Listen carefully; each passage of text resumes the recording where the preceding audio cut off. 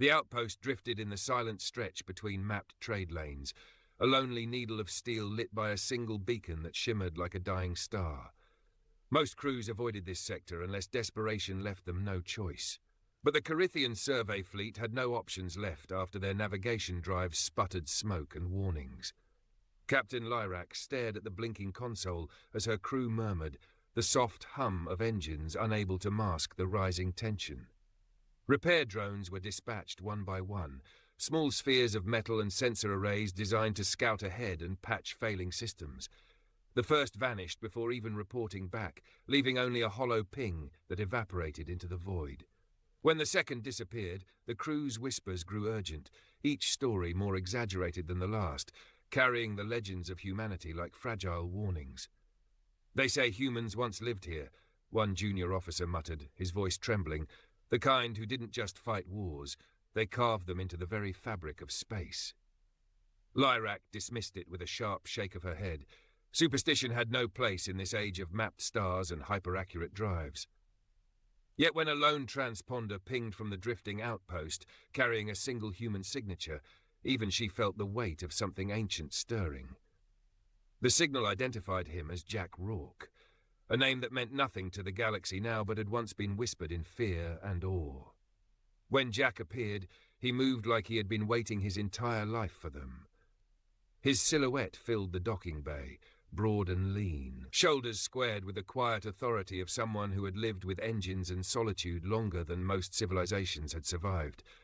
His voice carried the rough, measured cadence of a man who knew the cost of mistakes, each word deliberate, each pause a reminder that this was not a being to underestimate. "Welcome," he said, gesturing to the station with a sweep of one hand. "I hope you brought more patience than your drones." The crew exchanged uneasy glances. This human offered no threats, no grand gestures, just a calm confidence that somehow amplified the fear already settling in their chests. Jack led them inside, past bulkheads scarred with decades of neglect and maintenance, corridors humming with the obedient rhythm of machines older than some star systems. The air smelled of ozone and rust, a reminder that even in the void, humans left their mark not with conquest but with endurance. Lyrak's eyes scanned every panel, every cable, searching for traps or hidden weapons. The station bore the subtle geometry of human logic, efficient, uncompromising, designed to last far longer than its operator. Jack guided them past control panels older than the Karythian Senate, every switch, every dial showing signs of care and familiarity. Fear was an instinctive shadow here, yet Jack moved as if the dark itself answered to him. "The drives aren't damaged," he said suddenly, voice calm, almost conversational. "They're being interfered with." Silence fell. Sensors across the fleet had recorded nothing, yet here was a man stating a truth that no system could explain. Something ancient was out there, beyond the mapped lanes, a remnant of humanity's past wars that had been buried in myth and glass. Jack didn't whisper it. He didn't dramatize it. Humans didn't do fear the way other species did. They stared it down, measured it, and adapted. He led them to a sealed hangar where a dormant machine rested, massive and silent like a storm held in stasis. Jack called it a Warden Engine, one of the last of its kind, an automated mind forged by humanity before they renounced total war. The machine had slept for centuries, its logic dormant, its power contained, until the survey fleet inadvertently awakened its suspicion. "The engine judges threats," Jack explained, placing a hand on the hull, "but it listens to its human guardian. Without one, it defaults to judgment over reason." The Karythians stared, disbelief etched into every face. The machine pulsed faintly, acknowledging its bond with him. Lyrak realized that if Jack had wished it, their small fleet would have been nothing more than scorched stars, with no evidence left for anyone to mourn. Yet he simply asked for their help. "The engine is failing," he said quietly, "and if it fails without me, it will assume everything nearby is a threat. That includes you." They spent hours navigating the labyrinthine guts of the station, Jack directing repairs with instinctive mastery. Power conduits that had been dead for decades roared to life under his hands. Systems reinitialized, shuttles hummed, and for every moment of fear, a demonstration of humanity's resilience replaced it. Karythian technicians watched as problems resolved before they were even identified, The kind of efficiency that felt almost supernatural to alien minds. Jack's presence alone reshaped their perception of humans. These were not creatures defined by brute force or petty politics. They survived because they could solve, adapt, and endure. Every twist of a lever, every adjustment of a circuit, told a story that legends had long misrepresented. As the station began to hum with renewed life, the Warden Engine dimmed its glow, acknowledging the restoration of its human bond. Jack pressed one final hand to its hull, a quiet farewell between a soldier and the echo of his past. For 12 hours, he had guided them not with orders, but with silent authority and measured skill. The fleet followed him back toward inhabited space, leaving the shadow of the outpost behind. Civilizations would argue over him, try to study or weaponize him, but Lyrak understood. Jack was proof that human legends were not born from conquest, but from resilience and willpower. When they parted at the starport docks, he nodded once, half-smile flickering, a quiet acknowledgement of shared understanding. Humanity had survived, endured, and in that survival revealed a truth the galaxy had never known. Their greatest danger was also their greatest grace. They did not conquer by force. They survived by will. And the galaxy would not truly understand the difference until it met one alone, on the edge of nowhere. The hangar was colossal, a cathedral of steel and shadow, its ceiling lost in darkness, punctuated only by the dim glow of emergency lights. The Warden Engine rested at its center, dormant yet alive in some imperceptible way, its immense frame humming faintly like the memory of a storm. Every panel, every hydraulic joint, every armored plate seemed to carry the weight of centuries, and the Karythian crew felt the gravity of that history press against their senses. Jack Rourke moved toward the engine with casual certainty, boots clanging softly on the reinforced floor, the sound echoing in the cavernous space. He ran a hand along the hull, pausing to inspect tiny fissures, control panels, and warning indicators. To him, every imperfection told a story, every warning light a pulse of memory. The Karythians, trained to fear humans and their myths, watched in awe and unease. This machine, Jack said, voice calm, was designed to protect humanity from itself. The words fell like ice in the hangar. The aliens had only known humanity through history books and stories, all fragmented by time and embellished by fear. None had seen the depth of human design, the intertwining of morality, judgment, and raw survival instinct, built into a weapon meant to wield judgment, not destruction. Lyrak stepped closer, craning her head to comprehend the scale. The Warden Engine was massive, easily 3 times the size of a Karythian survey vessel. Its armor plates reflected the cold light, etched with insignias no one recognized, diagrams that made sense only to a species who had survived countless wars by intellect, ingenuity, and endurance. Guardian, Jack continued, the engine obeys me because it has to. Without a human guiding it, it will default to logic without empathy. Logic without context is dangerous. The crew exchanged uneasy glances. Every Karythian understood logic, they prided themselves on it, but context and moral judgment were alien constructs. Jack's hand rested firmly on the engine as if it were a living being, and the Warden seemed to respond. Lights pulsed across its hull, the sound of hydraulics whispering like veins pumping blood. "What happens if it fails?" one of the engineers asked, voice tight. Jack did not hesitate. "If it fails without me, it will assume everything nearby is hostile, including you." The hangar seemed to shrink around them. Even seasoned officers felt a subtle tightening of the chest, a visceral acknowledgement of human legacy's deadly precision. This was no relic. This was a sentinel with intelligence far beyond anything Karythians had ever constructed, bound to judgment through a symbiosis with its guardian. Jack led the crew to the nearest maintenance bay, where control panels blinked with forgotten codes. He set to work immediately, fingers dancing across consoles with a mastery born of years spent in isolation. Warnings appeared, power grids fluctuated, and alarms screamed silently in code only he could interpret. Every problem solved before the Karythians could even comprehend it, as if the engine itself deferred to his presence. The aliens watched, part awe, part terror, as Jack maneuvered through decades-old protocols. He interfaced with the Warden Engine not as a technician, but as a conductor bringing an orchestra to life.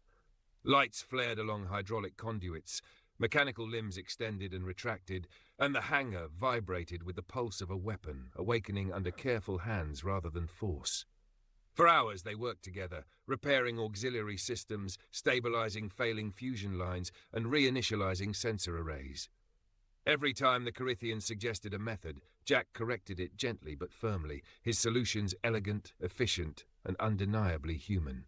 He explained processes not as instructions but as demonstrations, allowing them to see the logic behind centuries of engineering intuition. At one point, a plasma conduit sparked unexpectedly, sending a ripple of panic through the alien crew. Without hesitation, Jack leapt forward, hands steady, rerouting power and extinguishing the breach. Lyrak realized then that humanity's legends were not merely tales of brute force. They were born of instinctive problem-solving, resilience under pressure, and a willingness to stare into danger with calm precision. As night, or what passed for night in this drifting outpost, fell across the hangar, the Warden Engine pulsed in time with Jack's movements. It was no longer dormant. It was responsive. It anticipated his touch, adjusted to his rhythm, and reinforced his decisions. The Karythians had been sent to survey a lost region of space, but they were now witnesses to a living testament of human ingenuity and control. This engine was built to judge wars before they could start, Jack said quietly, almost to himself. It was supposed to prevent humanity from destroying itself. The weight of his words sank in. Humanity's capacity for destruction was legendary, yes, but their ability to govern that destruction with logic, empathy, and foresight was less known. This machine was proof that humans had survived, endured, and evolved beyond the simple narratives the galaxy had passed down. By dawn, the crew had fully stabilized the station. Lights burned steadily along the corridors, fusion lines hummed without fluctuation, and the dormant weapons arrays remained in silent readiness. Jack placed his palm against the engine's hull one final time. The machine responded with a gentle pulse, acknowledging its guardian's presence and deferring to human judgment. Lyrak stepped back, seeing for the first time the magnitude of what she had witnessed. The human before her was not just a survivor. He was the living embodiment of a civilization's ingenuity, resilience, and moral foresight. Every story she had heard of humanity, violent, unpredictable, legendary, now had context. This was the human the galaxy never understood, one capable of wielding power with precision, restraint, and quiet authority. The Karythians had come seeking a simple survey, a mission without complication. They had found instead a lesson in what it truly meant to be human. One man alone, standing at the intersection of legend and machinery, reminding the galaxy that survival required more than strength. It required judgment, foresight, and a will that refused to bend. When the Warden Engine powered down for the night, Jack's presence lingered like a shadow of authority. No one dared speak, no one dared move. Respect, awe, and a subtle fear filled the hangar, a tangible weight pressing on every alien present. Lyrak knew that humanity's stories, half-truths, legends, and myths had been both terrifying and misunderstood, and now she had seen the reality. Humans were not merely dangerous, they were inescapably capable. Jack finally turned to the crew, voice low but steady. "The engine sleeps now. It will awaken with me. If we leave it here without care, it will judge without mercy." The fleet nodded in solemn understanding. They had glimpsed history, felt the pulse of a living legacy, and recognized that the galaxy's assumptions about humanity were dangerously incomplete. One man alone had reminded them of truths that centuries of study had failed to reveal. As the Karythians prepared to depart the hangar, the stars outside stretched endlessly, indifferent and cold. The Warden Engine waited silently, bound to its guardian, a sleeping sentinel in the void. And Jack Rourke walked among the crew with a calm certainty that only a human who had survived everything could carry. The galaxy had seen humanity through legends, through fear, through half-remembered wars. It had never understood the full weight of their resilience. Not until now. The station had settled into a rhythm that was alien to the Karythians. Lights flickered along corridors in steady beats, and the hum of revived machinery resonated through the reinforced hull. Jack Rourke moved among the consoles and panels like a conductor, orchestrating repairs with an instinctive mastery that seemed almost unnatural to the observing crew. Every system had its own quirks, its own history written in dust and worn metal, yet Jack treated them as extensions of his own mind. Sensors that had remained dead for decades flared to life under his guidance, and every shuttle engine tested sparked and roared with newfound vitality. The Karythians could only watch, half in awe, half in disbelief, as a single human reawakened a station that even their best engineers would have considered irreparable. "This is impossible," muttered an engineer, her claws tapping nervously against a console. "The protocols were deleted centuries ago. No one could." Jack glanced at her, eyebrow raised, voice calm. "Deleted protocols mean nothing if you understand the intent behind them." The crew shivered collectively. The sentence was simple, but its implication was immense. Humans did not merely solve problems. They understood them at a fundamental level, anticipating failures before they occurred, improvising in ways that no machine, alien, or protocol could predict. Hours passed as the Karythians assisted, learning under Jack's subtle guidance. He never raised his voice, never demanded, yet every motion and instruction reshaped their understanding of human capability. Power conduits that had been dead for decades roared with plasma energy as circuits were rerouted. Backup systems awakened, their hums harmonizing into a mechanical symphony. And always the Warden Engine pulsed gently, like a heartbeat synchronized to Jack's movements. A sudden spark from a fusion line flared brightly, catching the crew off guard. Instantly, Jack leapt forward, hands steady, rerouting energy through auxiliary conduits. Metal groaned, hydraulics hissed, and the station seemed to breathe with tension. The Karythians froze as the hazard was neutralized with almost casual precision. "Why didn't the engine stop it?" one officer asked. Jack's gaze lingered on the pulsing machine. "It learns from me, not the situation. I am its guidance. Without me, its decisions would be absolute." Absolute. The word carried weight.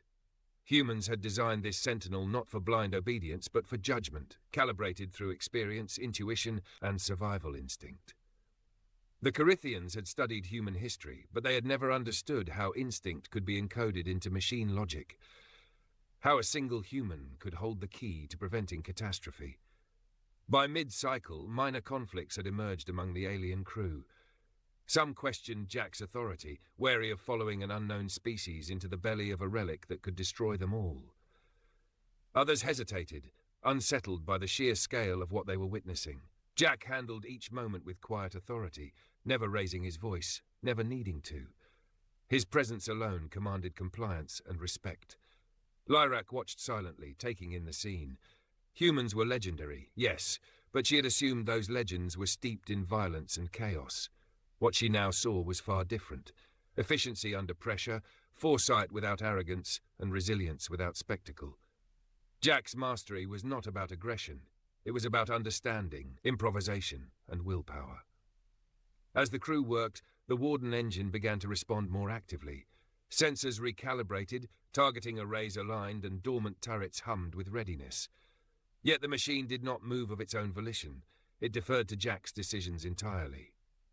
The Karythians realized that humanity had not simply created a weapon, they had created a partner, one that required intellect, intuition, and courage to command. Hours turned into a full cycle of Karythian time. Systems were stabilized, shuttles tested, and auxiliary engines brought back online. Jack's hands moved constantly, adjustments subtle but consequential, turning chaos into order with quiet efficiency. Every flick of a switch, every recalibrated conduit was a lesson, a demonstration of what humans were capable of when survival demanded more than brute force. A sudden alert echoed through the station. An unexpected power surge threatened to overload a sector housing auxiliary shields. The Karythians froze, instinctively stepping back. Jack reacted immediately, rerouting energy and engaging manual regulators. Sparks danced along the hull, and the hum of machinery crescendoed before settling into a steady rhythm. No harm was done, and the crew exhaled collectively, both terrified and awed. "You see," Jack said, finally looking at them, "it's not just about keeping systems online. It's about understanding what each system is trying to do, anticipating failure, and acting before the logic even considers it." The crew nodded, slowly absorbing the truth. This was what human legends had never conveyed. Resilience was not a matter of strength alone. It was intellect applied under pressure, instinct tempered by experience, and a will so unyielding it reshaped reality itself. As the station stabilized, Jack led the Karythians to the Warden Engine once more. The machine pulsed rhythmically, acknowledging its guardian, yet something in its response seemed deeper, almost reflective. The station was alive in a way they had never imagined, not through raw power, but through precision, logic, and the subtle command of a single human presence.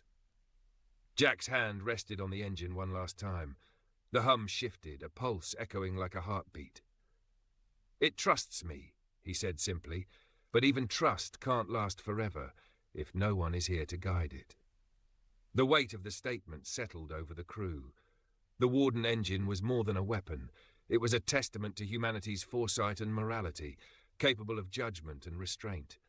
One human alone, standing as a guardian, had the power to shape the fate of an entire region of space. By the end of the cycle, the Karythians had learned more about humanity than centuries of history books could ever convey. They had witnessed problem-solving under pressure, adaptation in isolation, and authority exercised without domination. Jack Rourke was no myth, no relic, no boogeyman. He was the living proof of a civilization's ingenuity and resilience, distilled into a single unstoppable presence. And as the stars outside stretched endlessly indifferent and cold, the Karythians understood that humanity's true strength had never been conquest. It had been will, judgment, and the quiet mastery of survival. Jack finally allowed himself a moment of rest, leaning against a console. The Warden Engine dimmed slightly, a gentle acknowledgement of a task completed, a guardian reaffirmed, a legacy preserved. Lyrak could feel the awe lingering, heavy and inescapable. The galaxy had long underestimated humanity, but now, even in this distant, forgotten outpost, one human had reminded them of what it truly meant to survive. The Karythian fleet escorted the station through the uncharted lanes, its engines glowing softly against the void, a testament to hours of meticulous work. The Warden Engine rested silently, its systems synchronized and stable, obedient yet restrained under Jack Rourke's watchful presence. For the crew, the journey back to inhabited space was quiet, each member lost in thought, grappling with the reality of what they had witnessed. Lyrak piloted the lead vessel, her eyes tracing the lines of stars that seemed ordinary, yet carried the weight of infinite possibilities. Jack sat nearby, calm, his presence a stark contrast to the whispered panic of the crew that had accompanied him into the station. He made no grand speeches, offered no bravado, just the quiet assurance of a human who had survived alone at the edge of the galaxy and had emerged unbroken. The Karythians spoke in low tones, recounting what they had learned, trying to reconcile centuries of fear with the man before them. "Legends," one officer muttered. "We were told humans were reckless, dangerous, unpredictable." Jack's half-smile didn't falter. "We are," he said simply, "but only where we must be. Our danger lies not in conquest, but in our will to survive." As they approached the starport, the political weight of the galaxy began to press in. Governments, guilds, and factions had long considered the possibility of lost humans, artifacts, and ancient machines. Some had assumed they could control them, study them, or weaponize their power. Few could comprehend that humanity's strength was subtler, harder to quantify, and infinitely more dangerous when underestimated. Docking bays teemed with officials, speculators, and opportunists. The Karythians stayed back, wary of interference, but Lyrak knew the galaxy would never fully grasp what she had witnessed. Jack stepped onto the port platform with steady confidence, moving past the curiosity and authority that crowded around him. He nodded to Lyrak, the gesture quiet, simple, and full of unspoken understanding. "You helped me bury the past instead of running from it," he said. His words were low, meant for her ears alone, carrying the weight of decades spent in isolation and constant vigilance. Lyrak swallowed hard. "Most of us," she replied softly, "would have run." Jack's eyes glimmered faintly, reflecting the port lights. "Humans don't always run. Sometimes we survive. Sometimes we endure." The officials tried to approach, to question, to claim, but Jack moved with the confidence of someone who had faced far worse than bureaucrats. No weapon was drawn, no threat was issued. The aura of his presence alone demanded respect, caution, and recognition of what he represented. Humanity's legend, in its purest form, was not violence or conquest. It was resilience, intellect, and the capacity to endure beyond the odds. Lyrak watched silently as he boarded his shuttle, the Karythians maintaining formation around him. The engines of the vessel roared to life, and the human turned back one last time. A half-smile flickered, a subtle acknowledgement of shared experience, and then he was gone, slipping into the stars as effortlessly as he had appeared. The galaxy would argue over him. It would attempt to define him, categorize him, and even exploit him. Governments would debate whether he was a relic, a weapon, or a threat. But Lyrak knew differently. She had seen a human at the edge of nowhere, standing against both myth and machinery, and had witnessed the true measure of his kind. Jack Rourke was proof that humanity's power lay not in domination, but in mastery, ingenuity, and the unyielding drive to survive.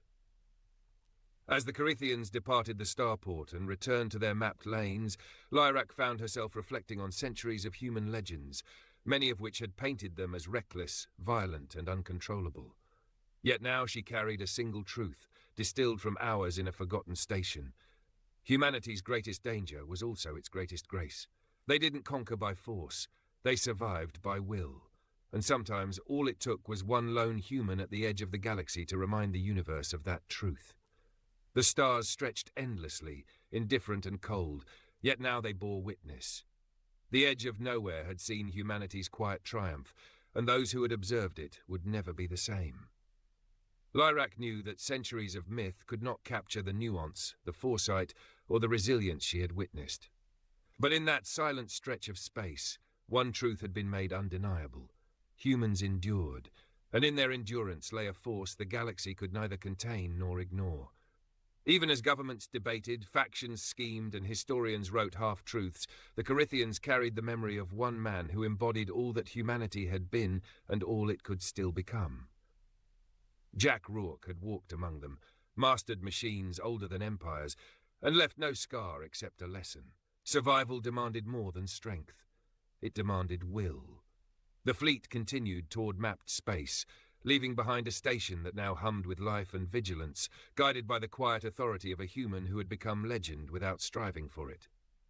And in the void, the galaxy would slowly, reluctantly, come to understand that humanity's true legacy was not found in conquest or destruction, but in the resolve to endure, alone, at the edge of nowhere.